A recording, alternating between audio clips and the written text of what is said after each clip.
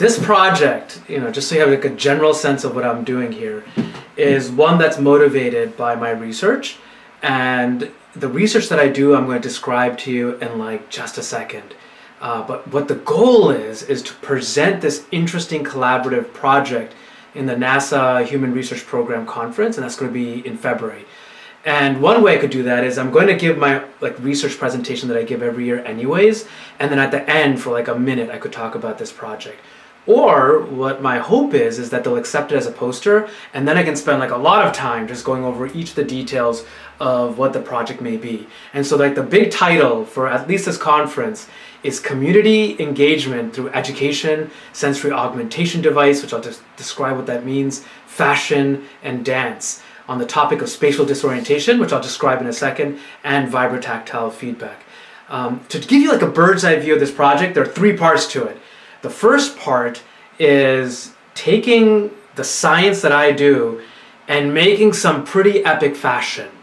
And it could be fashion that goes into your portfolios. That's part one. Then part two, with a separate group of people, I'm making a device. And what this device does is it converts, distance into vibrations. So if you're, like 2 feet away from a person, you can feel through vibrations how far away that person is. And then the third part mixes both the first two parts together. So what that's going to be like is I'm going to get a bunch of dancers, I'll put the fashion on these dancers, I'll put the devices on these dancers, and then as they dance, they'll look really cool because they have this fashion that represents the research, but also we'll ask some deep research questions about vibrations and distance and group dynamics through that dance. So that's kind of like the big view of the whole project. So, let me just get to the next slide. So this first part is what we're going to talk about. It's about fashion and space science. And there are three main objectives. The first is just have tons of fun. The second is that build something that adds to your portfolio, that you're proud of, that you can showcase to different people. And of course, whatever you make in one way or another will be presented at this NASA conference. So it's something cool to be able to say that your artwork was presented there. And then the third part is to to mix your creativity with my research in space science. And so that's what this presentation is going to be about, like just introducing you to my science. I'll have a whole bunch of different pictures that I'll be showing you. And if any of those things seem interesting, then you can bring them into your design process. And I'm always happy to brainstorm too. The goal again is that you design something, some piece of fashion that represents in some way even just one concept that I talk about in this presentation. That's kind of like the objective. And you can ask any questions too, by the way. And I took away the visuals, so I won't be able to see you. So you can vocally tell me if you have questions. Okay.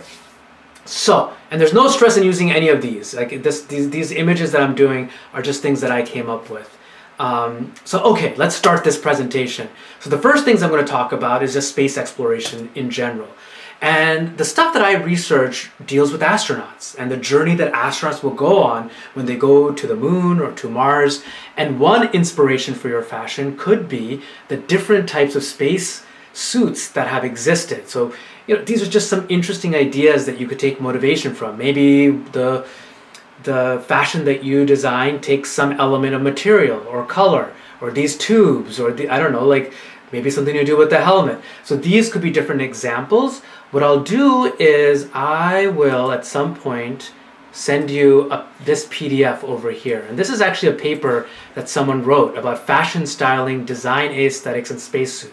And again, you don't have to read it, but you can kind of scroll through and see what are some of the designs, and if you want you could read some of the things about why people designed it the way that they did, and it could be an interesting way for you to explore through fashion some of these ideas that people are trying to weave through, and what are the positives and negatives.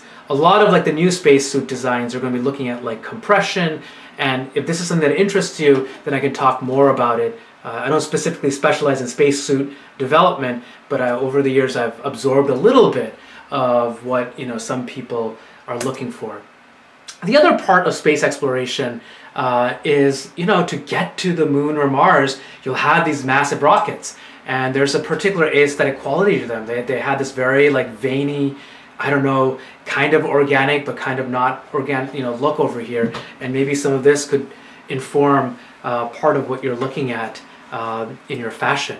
And then of course, these astronauts will go to the moon, and so maybe images of the moon may motivate some of what you want to bring into your fashion, or images of Mars, because there are ideas to go to Mars as well.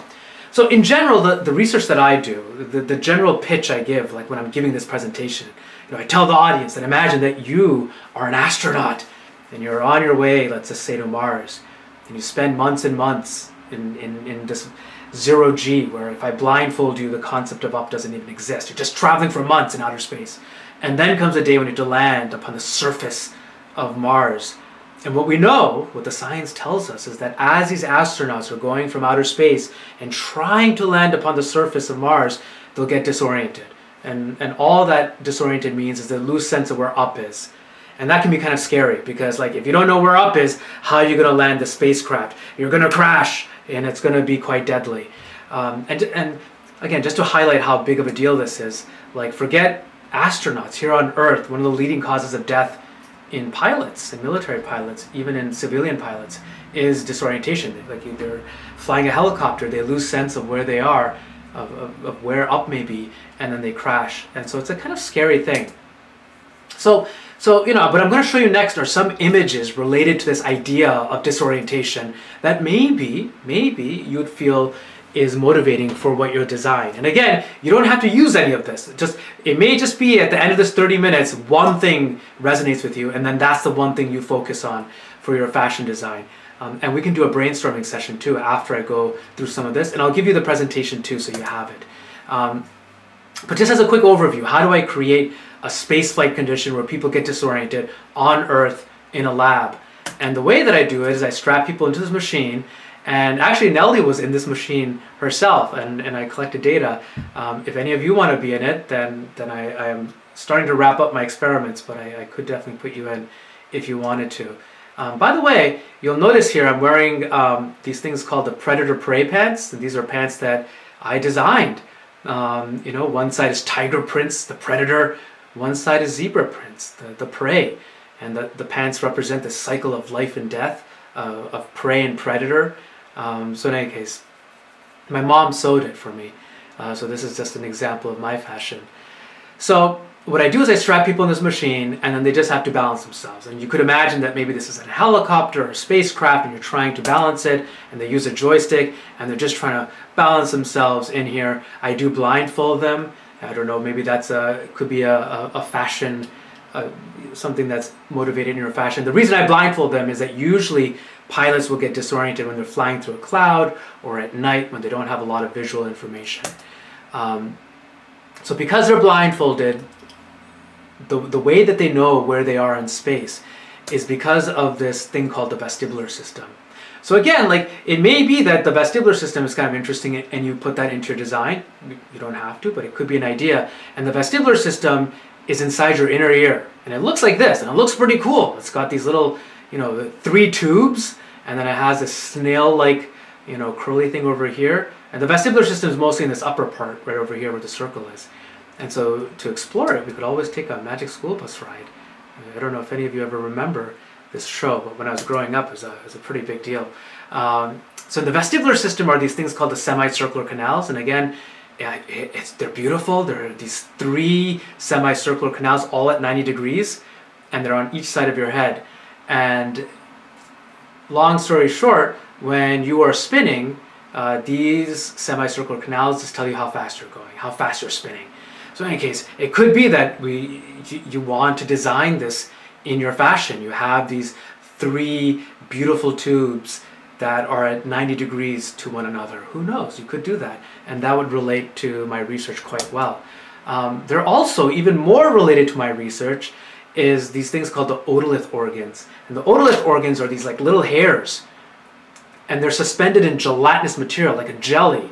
And then, believe it or not, they are decorated. They've got crystals, actual crystals in your inner ear. There are crystals at the top of these hairs.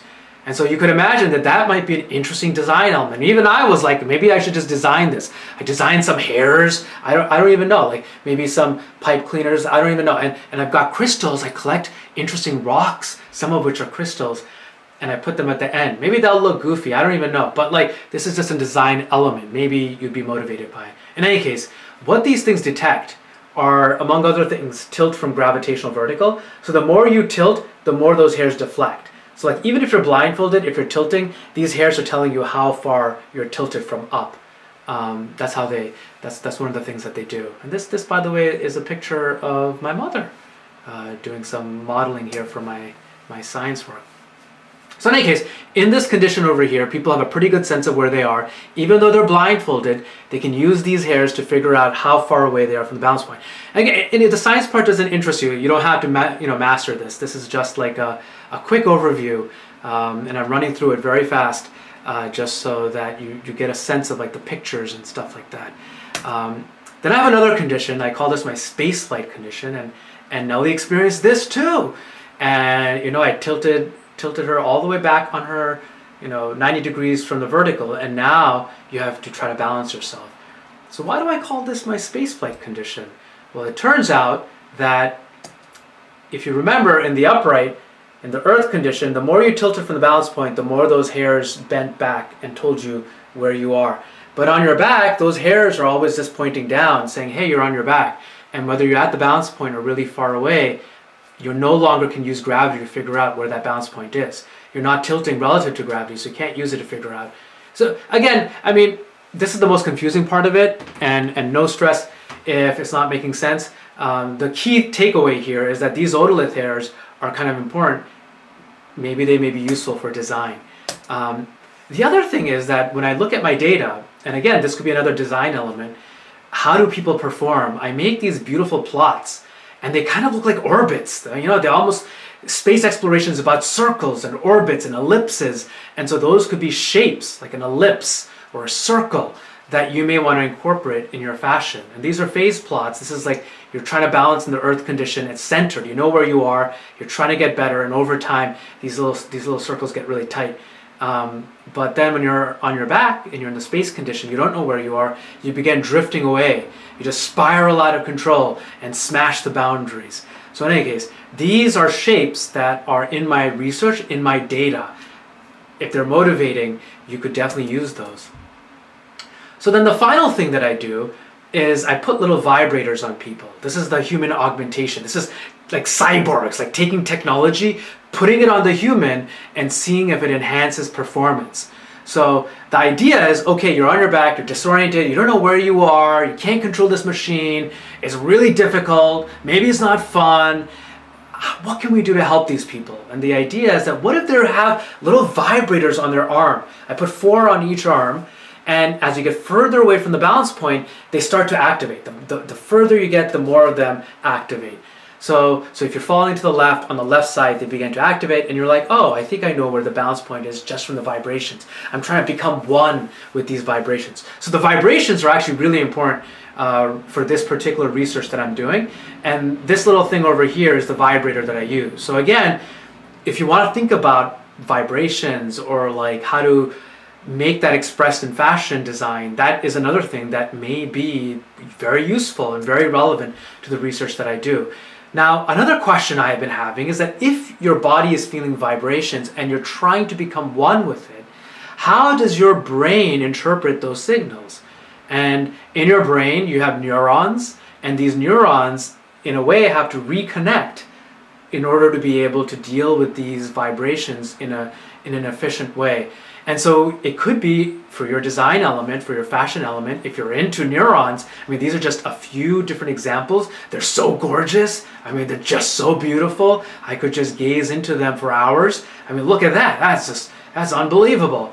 So any of these things you could incorporate. Maybe you want little fine arms coming out of the device, or your fashion, or it could be a print. Or you could embroider it on. I don't know, just options. But you don't have to use any of these. Just the other random idea I had is that you could take inspiration from animals who use vibrations in a unique way, because that could also connect to my research. Eventually, I want humans to become one with these vibrations like these animals are. And so you could say that you're going to incorporate this. So on the left is a star-nosed mole, and these, funny story, or maybe a very sad story. I was in my backyard and I actually saw one of these in Lexington, Massachusetts. I never thought they'd be, this close to me. And it had a heart attack right in front of me and passed away.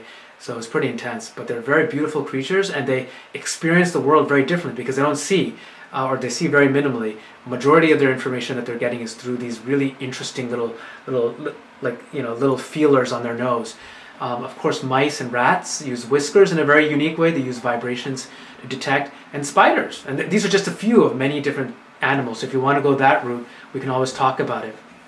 But this article down here, if you go to the PowerPoint and you click on it, some people propose that spiders, in a way, their consciousness or experience of the world is woven into the fabric of their spider webs. It's kind of wild. It's an extension of their senses, is the web itself. So extraordinary, beautiful. Then there's a little bit of philosophy. So maybe the science element for the fashion design that you do isn't hitting it, but you want to express philosophical ideas. So here's some philosophical ideas that impact me and what I think impacts my research. Some of what I'm exploring is psychologically, how does a human deal with becoming this kind of primal human, like back in the day. Now in our lives, I'm not afraid of any predators. I'm not really afraid of where am I going to get my next meal. I know some people are, but much of humanity is not afraid of the uncertain in some ways. But these astronauts, when they go out and do space exploration, there'll be uncertainty everywhere. And there's going to be a vast unknown sense of danger and exploration. So for me, what that means, I explore my primality by making a tail, because I think that connects us back to the old days almost, I don't know, of the primates and the early humans who did not have tails, but it kind of makes me feel like that.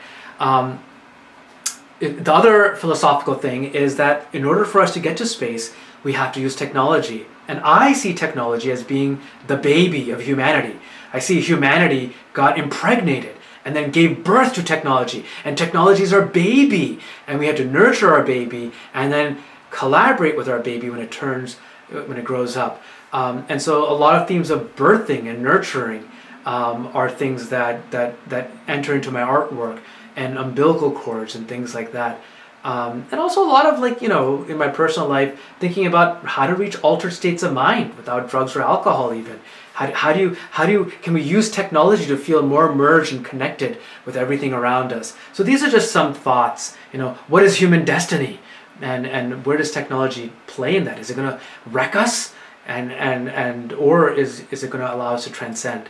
So here's an example of this. This is one of the early designs of the spacesuit, and what's really cool about it is that this pipe, this lifeline, comes out umbilically, comes out from the stomach. It looks like a little baby, like an outer space baby or something. I don't know. I find that to be kind of beautiful. And in my artwork, these are the spiders of destiny. Here's a new idea entering into my subconscious. It looks like a baby. In any case, so if you want to use umbilical stuff for your fashion design, you don't have to, but these are just ideas. Here I am with a tail during one of my rebirth ceremonies, and this was made by yucca, a plant that grows in my front yard. Had passed away, and I extracted the fibers. So if you want to use those fibers for your artwork, natural fibers, taken from the outdoors, that could be an option. The other thing that you could represent in your fashion is your own identity, and I think this would kind of be important. So I feel like no matter what you make, my recommendation, although you don't have to follow it, would be to somehow weave in your identity so that as you story tell what you have made, you can be like, this is what represents my childhood or my culture or whatever. And in terms of research, why this might be interesting is that a lot of NASA research, or maybe not a lot, but a portion of NASA research is going into understanding psychological states of astronauts. If you're going to go to Mars, you're going to be in a very small enclosed area for months and months and months. How do you deal with isolation? How do you deal with depression? And maybe identity is one of those things that can help, being able to express yourself. This may be something you want to incorporate in what you do. And one of the final things that may motivate your, so I'm coming close to the end.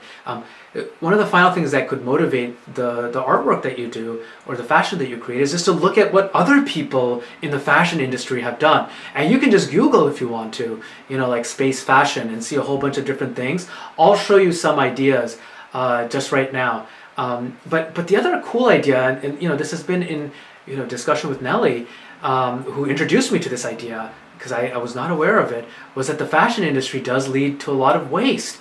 And Nellie showed me all this really beautiful stuff that she's made, taking reused, clothing like upholstery and stuff that was being thrown away. So I found that to be really beautiful. And so it would be cool if much of what we use in terms of the clothing is like reusable or reused or saved. And the way this connects to space science is that everything has to be reused in outer space. So you probably have heard that, like in the International Space Station, the way that they make water is essentially they take the urine and sweat of astronauts and they purify that enough so that, and then you just drink it again.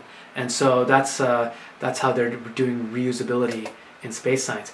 So here are a few just very quick images, and this is all from a PDF of a paper that I'll show you in a second. But these are just like, I don't know, this is what other people have thought of space science. None of these particularly maybe capture like my research specifically, but you can play homage to it and build off of it. I mean, here's a space lady, that looks kind of cool. Here's some, I don't know what this is meaning. You'd have to read the PDF to know what this means, but it looks like a cool like helmet type thing. Here it looks like a space age wire mesh thing. These all look kind of cool. Just different stuff here. This has like almost like circuit design here, but you could put neurons here or whatever.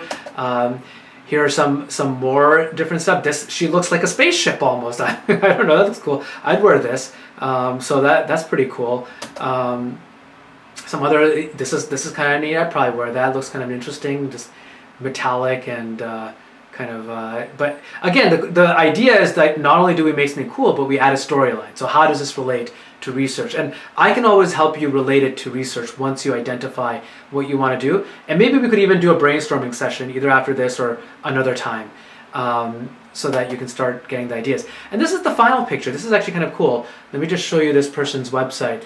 This person goes through 60 years of just like space fashion and talks about like the different fashion designers and things like that, which is kind of cool. And then this person, for I think her thesis design or something, and I can send you this website. It's also on the PowerPoint. She goes through like what her process was. So she designed this dress over here, and she goes through first of all like what her design process was like. So you could create something like this as part of your actual portfolio, which would be kind of interesting. And then she's talking about, well, how does she relate this to zero gravity?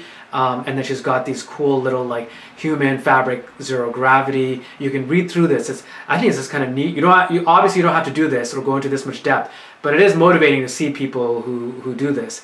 And then she's like talking about like different body movements, and this is part of her research process this is part of a years-long process, I imagine. So all of you may not have this much time, but it's just cool to see what the process was like in making it. And this is not her work. This is someone else's work, but that looks pretty cool. I'd wear that for sure too. All right, so that's that. I think I just had one more slide here. And here's just like some last pieces of inspiration. This is exoskeletons, and so another idea for space exploration is to put a skeleton but on the outside of the body that helps you do different movements. One person who I talked to, Brooke, who's really awesome, she's the director of costume at Brandeis Theater, and she was talking about how you could think of outer space being sort of like deep sea creatures, because both don't have access to a lot of oxygen, it's very dark, and it was a really cool parallel. So you could take inspiration from some of these creatures over here. This is the tardigrade, and all the links are down here. This is like a little creature that I guess in theory can survive for a certain amount of time in outer space, and it looks kind of cool. All right, so that is my presentation.